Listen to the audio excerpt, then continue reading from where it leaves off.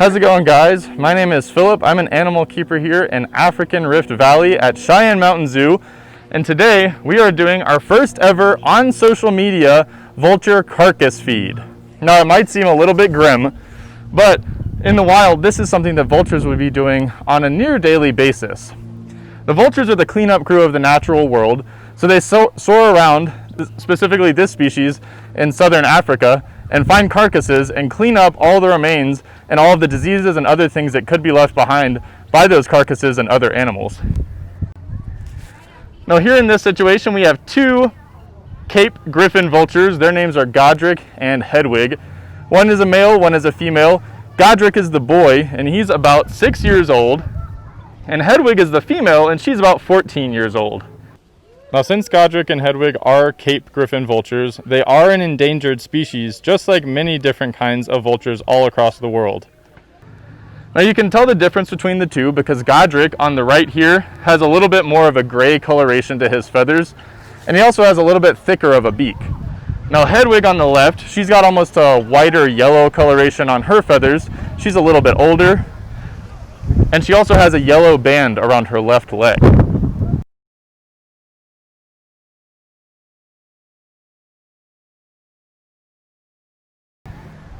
Now this carcass is part of a goat, and what they're doing right now is just sort of experimenting with how to tear it apart and eat the meat.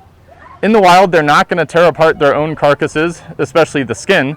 They're going to only get into the meat and the insides and the organs and eat those parts, and they rely entirely on predators to do the actual tearing of the skin. So what we've done here is we've given them just the meat, and they are digging in. If you see a little bit of quarreling, no worries. That is a totally natural behavior for vultures. And when they actually run towards one another and bump into one another while they're feeding on a carcass, it helps with their metabolism as well. Now Godric is a little bit more hesitant than Hedwig is. He's sort of trying to figure out his approach here. That's exactly what I was talking about. The vultures will be vultures. Here at the Cheyenne Mountain Zoo, we make sure that all of our birds still get all their diet every single day, no matter whether or not they're chasing one another away from the carcass or away from their food source. So we'll make sure that Godric gets all of his meat later on. You can see that Hedwig is using her really strong feet in order to pull apart that carcass, pull the meat off of those bones, and eat small pieces at a time. Their feet are not as strong as other birds of their size, and that's because they don't actually lift their prey up into the air and fly away with their prey. All the things that they eat are going to be found on the ground and not alive. So it's a lot easier for them to just use those feet to tear things apart without those strong foot muscles. Now, being the cleanup crew of the natural world, they do play a very important role with controlling the spread of diseases like anthrax and botulism as well. They have very incredibly strong stomachs that are able to digest all of these diseases that other animals are not able to handle. And because of that, they prevent the spread of disease between a lot of other different animal species. And as they're feeding on a carcass, they actually use the bathroom around it, and that prevents other animals from coming in and trying to feed on that same carcass as well, which would make them really sick and continue that spread of disease. Now, with all this talk of carcasses and diseases and meat and bones and everything, you might think that vultures are pretty dirty animals, but they are actually a super clean animal. They make sure to maintain their feather care really well. They spend a lot of time in the sun. They'll hold their wings out. If you come here at the zoo, you'll look at the very top of the safari trail and see them holding their wings straight out. And that's not just to warm up their bodies, but it's also to use those UV rays to kill any and all bacteria that can be found in their feathers. Now, one really interesting thing that Hedwig does a lot right there, you can see she just did it right there.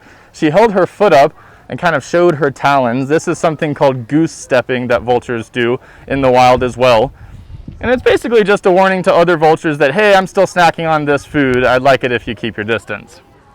Now, if you guys listen closely, you can hear her really chowing down into that meat.